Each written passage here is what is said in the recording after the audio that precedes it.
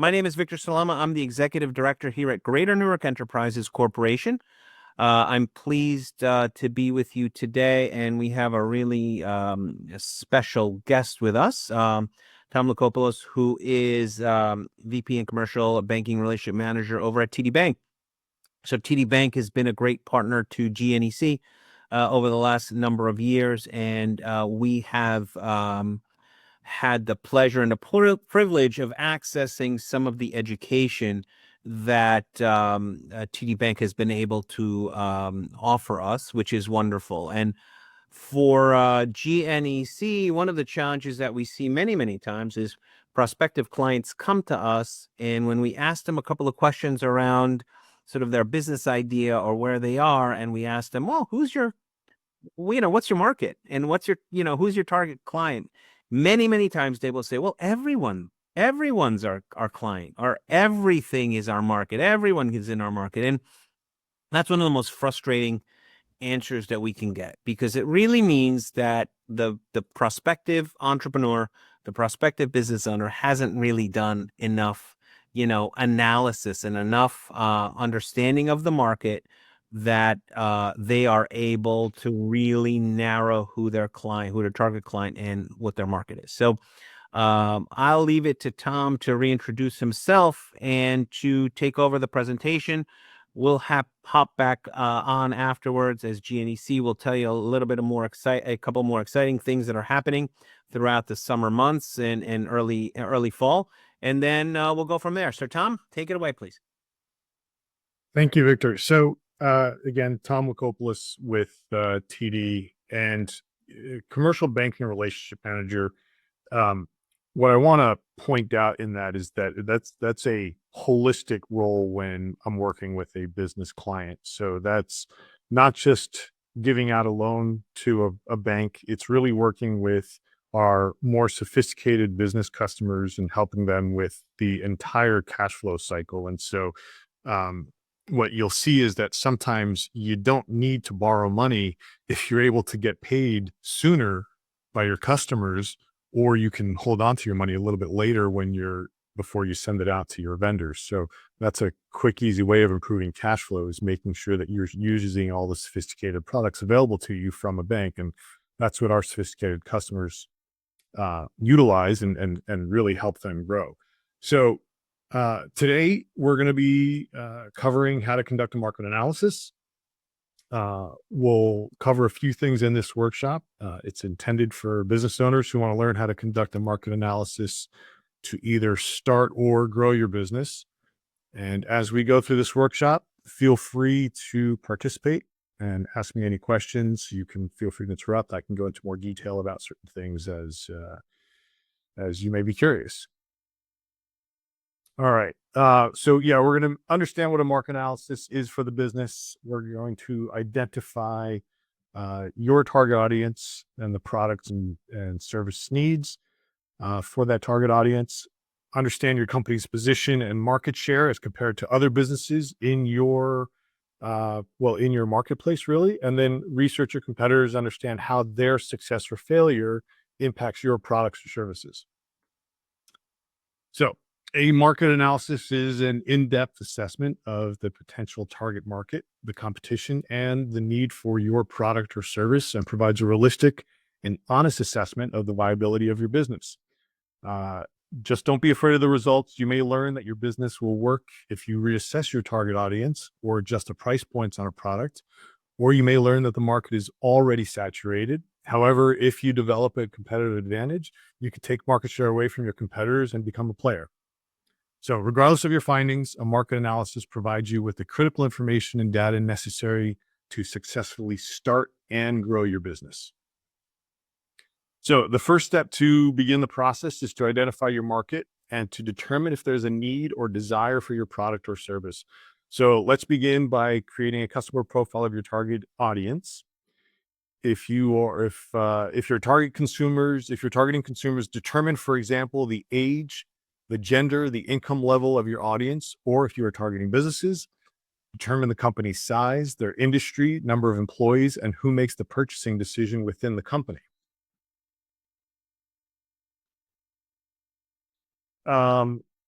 where does your market live, right? Or what is the geography of your commercial customer? What does he or she purchase? Where does he or she purchase the products? And that can be everything from, are they going to a retail location? Are they purchasing online? Are they placing an order with you that needs to be delivered? You need to understand if there's, delivery with a truck, delivery through the postal service, so understand all of that stuff. What is the overall market size? Identify the actual number of potential customers and what amounts of market shares you can realistically own. So, are you dealing with just let's say the Newark area, or are you selling, and remember this, you have to be a little bit realistic with some of this stuff because you need to know how your customer can get to you. So, if you have a retail location, are people going to walk a few blocks, or are you able to sell to all of New Jersey, to other states, to Pennsylvania?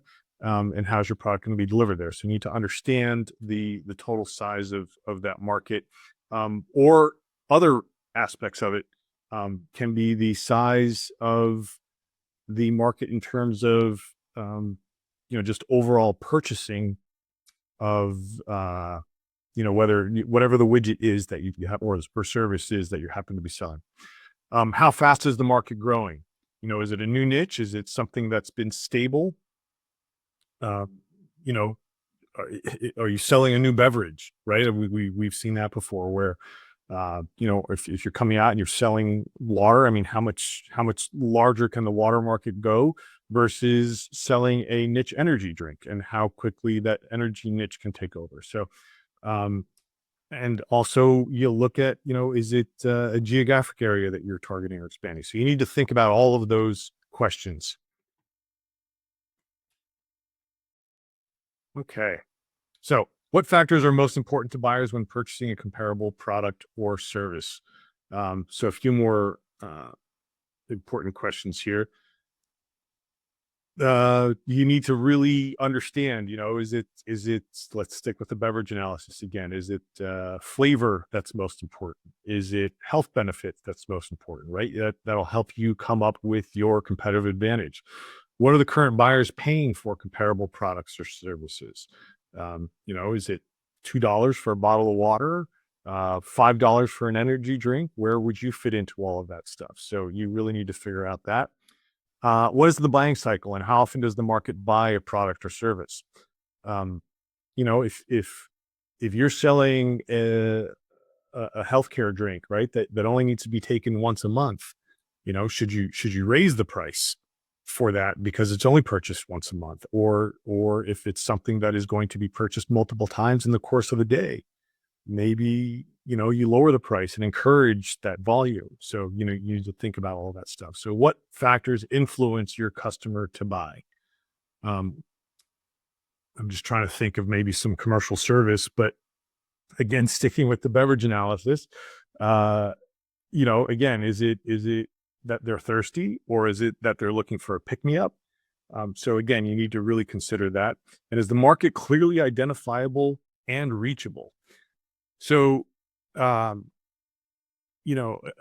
there are niches to consider, and then there's volume to consider as well if you have a very broad market. So, really need to consider all of that in your analysis. And the other thing I want to point out in this is that, a lot of this actually might seem common sense. And what we're really trying to do is put really a formal framework around this so that you understand how to, be able to present your service or product to your investors, lenders, and anyone who's looking to help you grow. While some of this may seem common sense, I think a lot of people don't actually sit down and formalize it in this fashion. So that's really, I think, what's important to pull out of this. All right. So who are your competitors? Do you have competitors? Is it a new product that you've come out with? So, really understand who are your competitors. Rarely is there a business that does not have a competitor. So look closely at whom you'll be going head to head with and get a complete picture of who your competitors are and how they are running their business. You also want to find out answers to the following questions. How are your competitors running their business? Are there major competitors for them? What share of the market do they have? Can the market support another player? What competitive advantage do you bring to the market? How do you squeeze into what you're doing? So, what are the strengths and weaknesses of your competitors, especially compared to yours? And that will make it, that will give you what is unique in comparison to them for your business. Hi, Tom. Thank you so much for making this presentation. So one of my questions is how much faith should we place or can we place in AI to sort of assess our market in terms of figuring out our competitors and discovering our market base for the product or service that we're selling? Can we rely on AI? And is that a reliable framework that we can use to put that data within AI? So, What is our goal? yeah, so I happen to be a fan of AI, and I've looked at it quite a bit and use it myself. And what I found is that it really depends on what your prompts are and the source, because oftentimes it will list the source that it's pulling from. So the sources that it's taking to answer your question.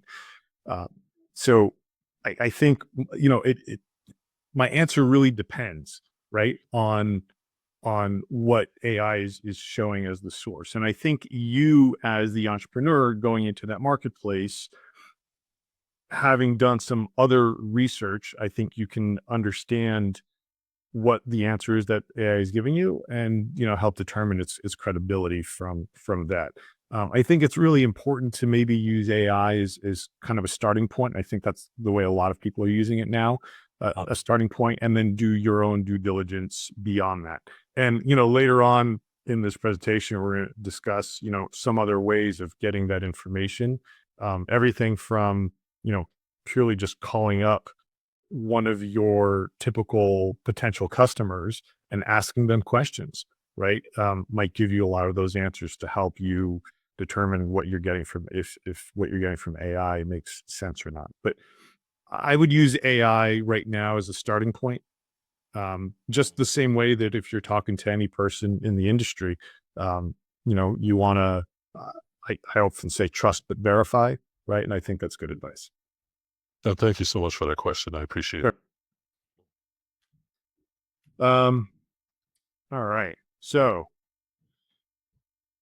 a few more questions about, again, this is the general market, your competitors, and, hopefully you don't have any competitors because you've created that perfect new niche product that's solving a solution that no one's, or solving a problem that no one has a solution for yet. But if you do have competitors, you obviously want to research your competitors as much as possible. Spend some time on their website, spend some time Googling them, spend some time maybe going out and having conversations with your potential customers about your competitors. But here we go. Do my competitors have a loyal customer base? What is their competitive advantage? And that can be everything from the market's perception of what their competitive advantage is to also what your actual competitor is stating is their competitive advantage, right? Because a lot of times those claims don't necessarily hold up. And sometimes that's a way for you to get in there and challenge that competitor. What do my competitors charge for their products and services? Winning on price is always great. Providing value is the most important thing. So it's something to consider. What types of guarantees, service warranties, and incentives do they offer? And there's an important distinction there between a guarantee and the incentives, right? Because the guarantee, you're going to go and make things right. And incentives are, what else do you bring to the table? What other value are you adding along with your product or service? So two important things there. How does your competitor reach the market? Again, is it web? Is it word of mouth? How are they delivering their product? All important things to consider and to contrast to what you are also doing. this one's kind of a generic question. Why are my competitors successful? It could be a bunch of different things, but it's important for you to understand in your own terms why you feel that they're successful. And, again, contrast that to what you're doing. And then why is my competitor struggling? This one is also important for you to understand if they're having issues growing because of anything from capital. Maybe you provide a very expensive service or product. Maybe raw materials aren't available. Maybe it's just a complicated product or service that people or your customer base doesn't necessarily understand yet. That's kind of what I do, by the way. A lot of the products and services that I offer are very complicated. And I think sometimes people just don't know what they don't know. And so when I'm discussing banking services, especially treasury management with a CFO, it's important for me to relay the benefits of that so that they don't see just that, hey, I'm offering you, a way to do your checking online, right? It's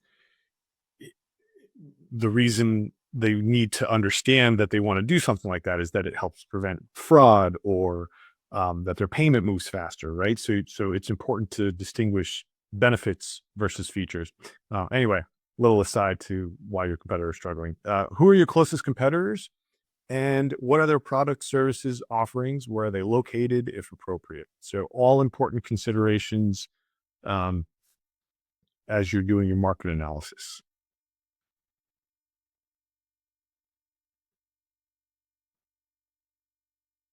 Continuing with the analysis, especially of your competitors, what are their revenues?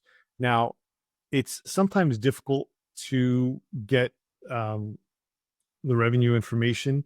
There are a couple of websites online that can give you some of that information. You just kind of have to do a search. Sometimes I find that just searching for the particular company's name and saying what is company X's revenues will bring up some of that information on various websites. So usually it's an estimate. It's not typically accurate unless it's a public company. And if it's a small competitor, then obviously that's not really going to exist. But what you can do is look at and consider some of the other research that you've been doing, and that is the market analysis. Are they selling locally or are they selling internationally? What is the size of or what is the price of their product? How many do you think that they're selling? So that you can understand, again, a little bit about the size of the business, the size of your competitor, and the revenues that they're able to achieve and what you might be able to achieve. How long has your competitor been in business? Who is their target market? In many cases, there may be a different quality of goods. You may have, going back to the beverages, you may have Fiji water, which is, trying to sell a premium experience, or you may have, the local supermarket brand. Again, who is their target market and where do you fit into that? What percentage of market share does your competitor currently hold? Again, so by the way, some of the websites that I was thinking, manta.com, I don't know if you guys have heard of that. That's a really good one. And sometimes you might be able to find some of this information through there. Again, AI, Google, it's all very powerful based off of what your search is, what your search prompt is. Do they service local geographic market or national customer base? Is that the same or different from your approach? Obviously, that will affect many different things, especially your strategy on going to market and how you compete. If you're, going to advertise locally, if you're going to advertise on web, et cetera. And what are the ways your operations differ from each of them and how are they similar? And what do your competitors do well? Which I think kind of relates to some of the questions before about, what makes your competitor successful. So my question is, what is your lending criteria for new startups? And when a new startup is looking to get funding, with TD Bank or any other financial institution, is a market analysis required as part of, maybe the application, right? So if I am starting a company and I'm looking for funds, is that part of the application that would be required? And what does the lending criteria look like? So in my space, typically we work with businesses that have been well established. So for a minimum of 2 years. However, that's just my world. We do have our SBA world. We have smaller business bankers, and then of course we have several resources like Victor and the people putting on this, who are hosting this presentation that can help provide capital. Typically, and I'll speak to more importantly to the criteria that banks or all of these potential lenders are looking at, and that is, I think a well-written business plan will include a market analysis. Correct. Because that helps define what your potential for success is, right? If you understand your market, you understand what your challenges are to get into that market and also what your potential is, and you can communicate that effectively and concisely, and that's why we're asking all of these questions. I think it goes a long way towards convincing, and we'll get into the 5 C's of credit a little bit later, but that I think that all goes into not necessarily convincing, but creating that perception that your business is a good risk, because ultimately that's what it comes down to when we're lending money. It's not just, being an investor, even lenders, are taking a risk in lending money. And so you want to do everything you can to provide that perception of success. So yes, it's important. May I jump in here for a moment? Yeah, sure, Victor. So as a micro business lender, we do loans up to $100,000, and we do some startups, and obviously income, revenue, income is the key, right? You have to be able to show that you're able to pay back the loan. But to us, if you don't have a clear sort of market and competitive analysis, and you can't show your competitive advantage, then we're not going to even really listen to you, because to me, it shows that you haven't really done the dirty work of understanding what your local marketplace. And also, well, obviously the business plan and all those things are important. If you're providing me information about the the natural spring water marketplace in China or around the world, and we're based in Newark, and you can't give me an analysis of what the heck is happening in Essex County, it's not going to be helpful to us, right? So we want to see some granular work. We want to see some real key information on who you think, your market is and who your client is. Just like Tom has outlined, all these questions are really important, but we would certainly ask you from some detailed information, but it's got to be pretty local for us. It can't be like, hey, oh yeah, the market in India and China and Australia are growing. Good, of course. Yeah, you know what I'm saying? I mean, I know that's kind of general, but that's really critical for us. Well, Victor, unless you've discovered a way of, selling to them from Newark and shipping will work out, right? And you detailed that in the plan. So, that's the great thing about the internet too, is that you can sell anywhere. That's right. You just have to figure out the logistics of it. Well, we've had delivery companies come to us and say, "Hey, we're delivering in Essex County, but the food delivery business, industry has grown by $3 billion." Well, that hasn't grown in Essex. That, you're adding all kinds of information that is immaterial to the model, to the business model that you're implementing. So absolutely, if you can sell from here there, great. Okay, so understanding your industry is the next important component to your analysis. You'll want to consider paying special attention to current and business buying trends. You'll also want to evaluate the trends within your industry. So take some time to research the following questions. Is the industry growing? What are the current hot trends within the industry? What types of promotional strategies are typically used within the industry? What is the success of startups within the industry? What is the success rate of businesses within your industry? And are there barriers to entry within the industry, regulations or financial requirements? And so, a couple of things here. Is the industry growing, right? Water is everywhere. So let's stick with water. Is the industry growing? it seems like it's pretty stable right now, right? But what are the current hot trends? I mean, I feel as though uh, seltzer water and flavored seltzers and everything have become huge recently.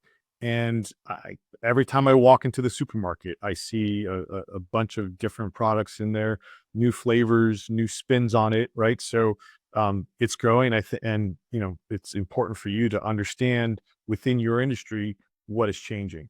Um, I for a while financed a lot of heavy equipment dealers. And so within that space, right, you have excavators, and you'd think an excavator is something that has been around forever and what could possibly change.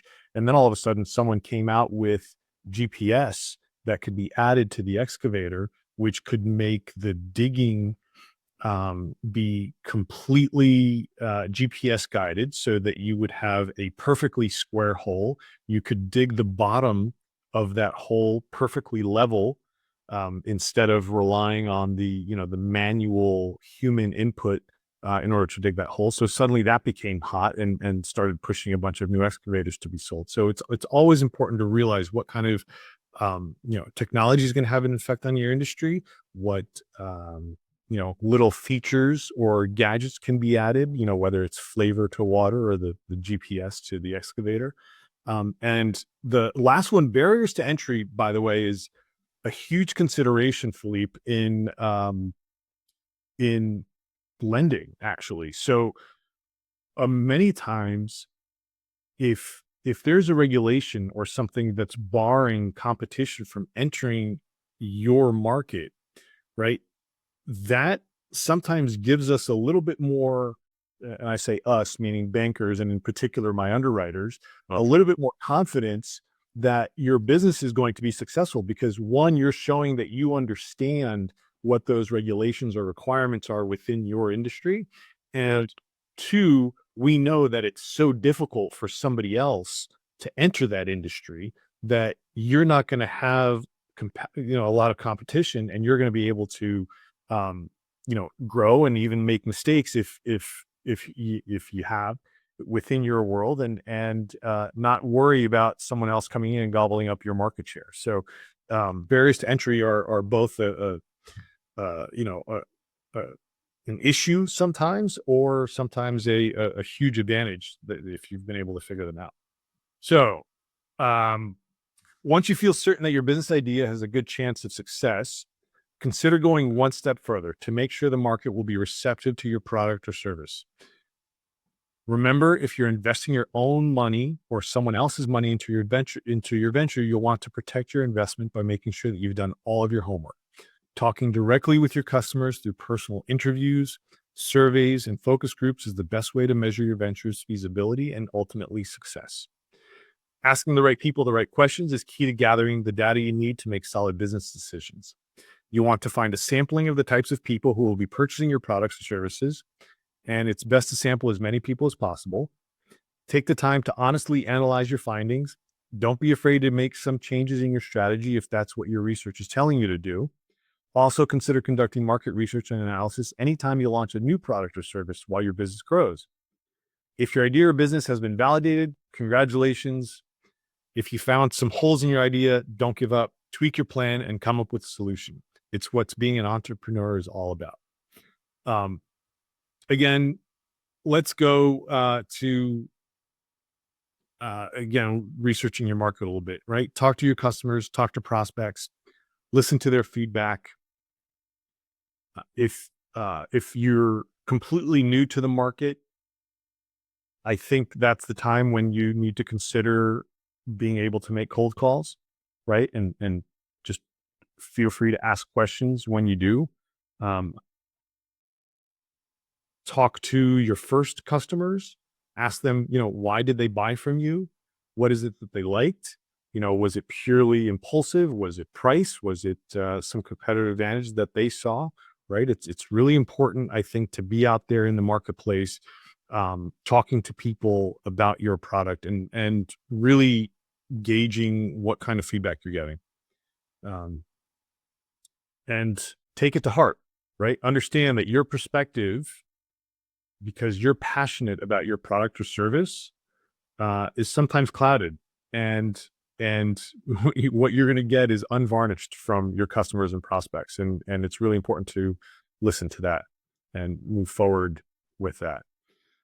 All right, let's move forward here with the 5 C's of credit.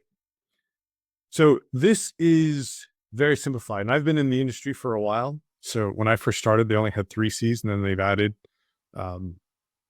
a couple of things. So it used to just be really cash flow, collateral, right, and then character, and capacity, conditions. All this, these other 2 things have become part of it, but it really just comes down to, is the business a good risk? Will they have the ability to earn enough money to pay back the loan? Will the loan be secured if something completely unforeseen happens and the cash flow stops? And that's where collateral comes into play. And then when that does happen, is the borrower, the person who we're lending the money to, and the person who's guaranteeing this money, are they going to stand up and attempt to do everything that they can to pay back the loan, to make the lender whole again? Or are they just going to turn around and walk away, right? And so that's when things like previous bankruptcies and credit scores and all that other stuff comes into play. We all want to work with people that want to be successful, right? And so it's all about wanting to take the next step forward to have your business be a success, and I think that's what underwriters in general are looking for. But you can look at these 5 things here. Character, it really comes down to credibility. Capacity is the cash flow, just to simplify it. The capital demonstrates the borrower's level of commitment. That is the capital that you've put in, your skin in the game on, in wanting to be successful in growing your business. And then conditions, is water still something that people want to buy in the world? Is there is all the water in the world contaminated? Important things like that, right? It's just the general economic conditions that affect your market are important considerations. And then finally, collateral. What is going to make the lender whole if cash flow stops? Now, by the way, in certain with certain resources like the SBA and other types of lenders, sometimes collateral is something that can be reduced and something that can be overcome. One of the challenges that can be overcome. So it's important to consider the resources that you have available, and I think conversations with the lenders goes a long way to finding out exactly what they're looking for. Let's see here. So speaking of resources, we have resources at TD Bank that can help you with coming up with a business plan. We're one of many resources available out there, so please feel free to visit. We can send this link out, and it covers a lot of different things. And finally, if there's anything that you want to go into more detail on, or if you just want a quick conversation, feel free to reach out to me. My contact information is here. Can you elaborate on the new guidelines for SBA, SBA lending, that have been added? So I think that I could get you that answer from somebody else that's a little bit more qualified, more familiar with it. I don't do a lot of SBA lending. A lot of my business customers, like I said, are more of the well-established type. I do know that there have been quite a few new SBA changes, so it's important to consider those. I did hear some grumbling, but I do know that it's all part of making the program successful, and the businesses that apply in making sure that they're successful as well. So You may have to jump through a few more hoops, but in the end, it's really about, how prepared you are, and part of, formulating your business plan and understanding your market and everything else. Fair enough. I mean, I put in my email in the chat, Philippe, for you.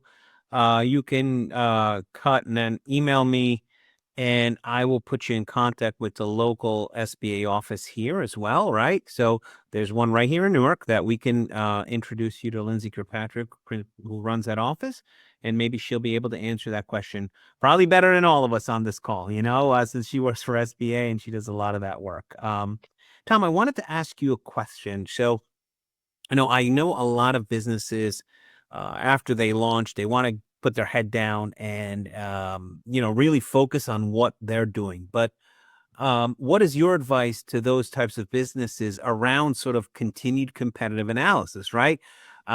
Things change all the time. Should a business like mine, let's say that I've launched a year ago, should I continue to do sort of competitive, analysis of my competitors on an ongoing basis, or once I'm launched, am I good enough to just go on my own?